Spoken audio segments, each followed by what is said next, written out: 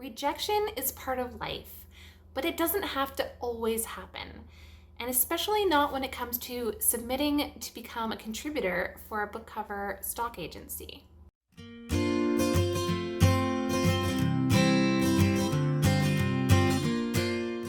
So if you have submitted to a stock agency and you got rejected, or maybe you're just scared of getting rejected so you haven't even applied yet, this video is for you. Welcome to my channel. I'm Vanessa, and I talk about all things creative photography related. Part of that is talking about book cover photography. I've got a whole series of videos about book cover photography, but one thing I haven't talked about yet is rejection. It is part of the process because even once you become a contributor, you are submitting images on a regular basis, and each individual image goes through the process of either being accepted into the gallery or rejected from the gallery. But we're not talking about that today. Today we are just talking about getting accepted as a contributor in the first place. So I'm going to go over some things that might be why you got rejected, or some of the reasons that you might get rejected. So this information is really coming from my personal experience, maybe just a little bit of common sense, but also things that I've actually read through blogs and emails that maybe my stock agency has sent out. So it's kind of just accumulation of different sources of info. So starting with something that I think is just a little bit more on the common sense side is stock agencies are going to have a submission guideline.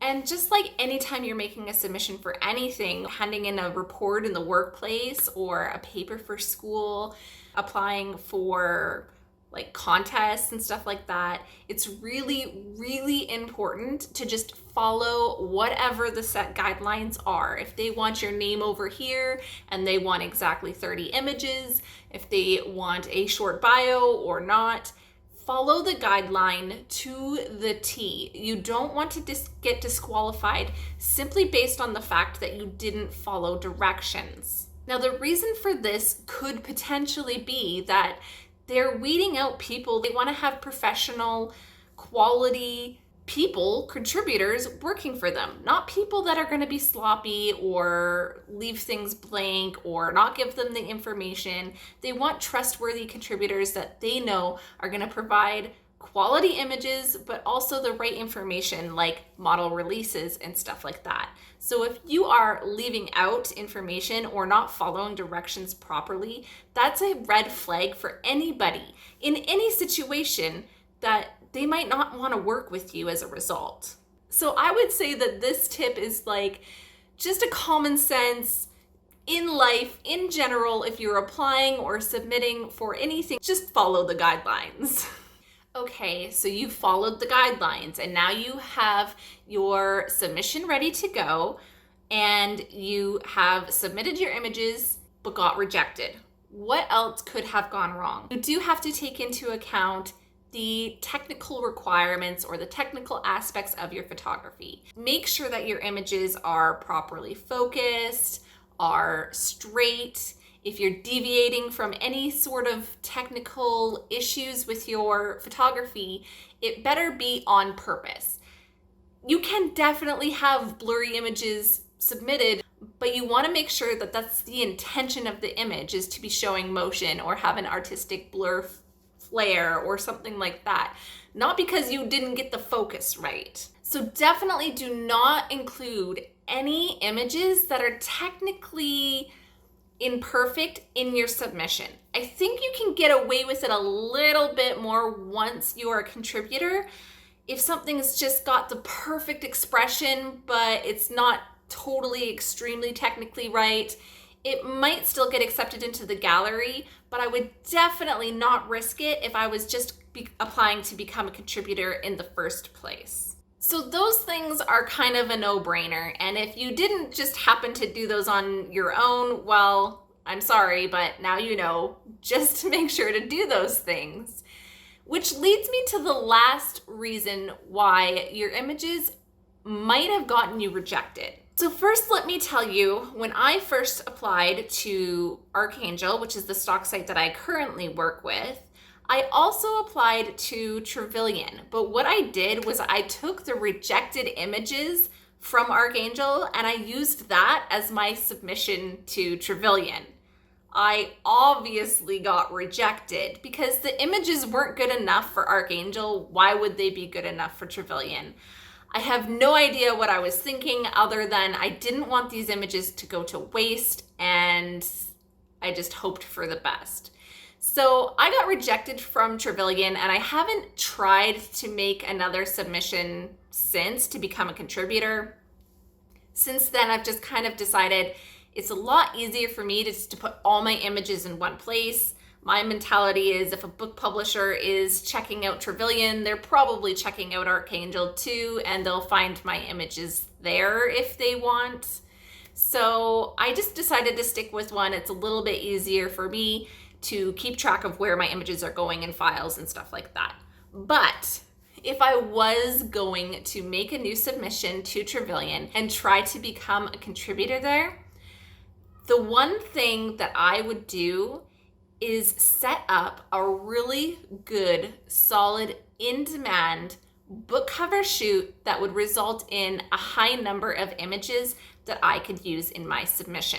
I have another video about researching genres and trends for book covers, and this is something that I would do before I was getting ready to submit to become a contributor, because I would want to pick a shoot and a trend and a genre that was in demand that I knew that I could get really good shots of. So for example, if I had really awesome historical clothing and a model that looked really great, I might pull together a historical shoot. But if I didn't have access to those things, I might focus more on something going on in the thriller genres. And the reason for this is because while I do submit things that aren't taken with book covers in mind, I really do sell more images that are shot for book covers and less of my other work. So if I was trying to become a contributor with a bunch of random images, my personal work, landscapes, some photos of flowers in my backyard, that stuff's not really book cover specific, and the stock site might be kind of lukewarm about that. If I come forward to them with a really good solid book cover shoot showing them that I am committed to creating images specifically for book covers, I have researched the trends and genres, and I know what's going on in this industry, that shows them that I'm much more valuable as a contributor, and I'm going to be doing work for them and not just dumping my other work on them. So the biggest reason why somebody would get rejected, I think, in my opinion, I don't work specifically for a stock site, I am just a contributor, but I really think that the subject of your images is probably the biggest thing that can go wrong. So I've talked about this before, book covers really do span all genres of photography. There can be portraits, there can be still life, there can be flowers, there can be landscape, there can be everything or anything on a book cover. And lots of people take landscape images, lots of people like to go out into gardens and take nature images, and those types of images are really, really oversaturated. So if you're coming forward to a stock site hoping that they'll accept you as a landscape photographer or as a nature photographer, you're gonna have a lot harder time getting your foot in the door just because you're gonna have to stand out a heck of a lot for them to even notice you. So the biggest thing that I would do is really, really try to find subject matter that's in demand and needed. And that's why researching the genres and trends is going to be the top thing to do before you submit to become a contributor. So if you follow me, you know that I have like multiple styles and multiple things that I shoot, and book covers is one of them. And then I also have my more composite, creative type images. If I only submitted my composite creative type images to my stock gallery, usually they get accepted because I still think they fall under like a storytelling type image that is interesting and could be put on a book. But overall, I think I've only ever licensed one of those images for a book. The rest of the books have come from book cover shoots, ones that I have pulled together specifically planned for submitting to just book covers and shot exclusively for that purpose. So unless you're committed to actually creating book cover content, you're going to struggle trying to license your other work through them.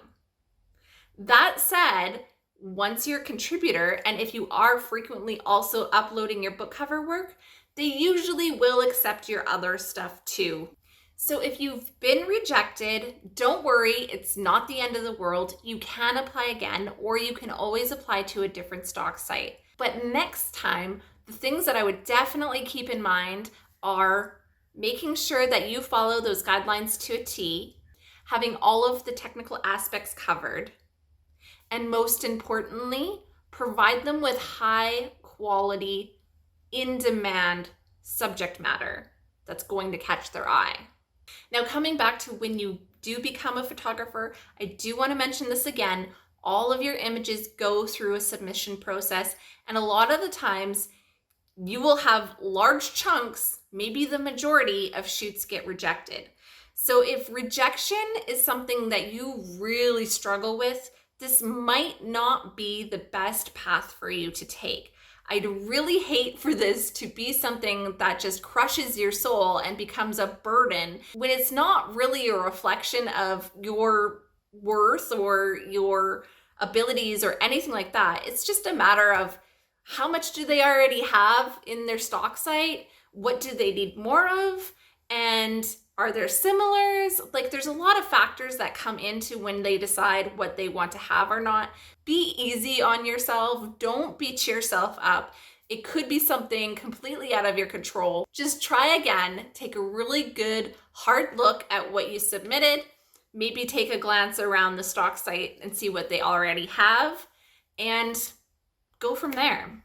Thank you guys so much for watching. I hope that this helped. I hope that this encouraged you to try again. And if you haven't already, I highly encourage you to watch all of my videos on book cover photography, because all of the aspects are important, especially if you're trying to become a contributor. Subscribe if you haven't already, and good luck.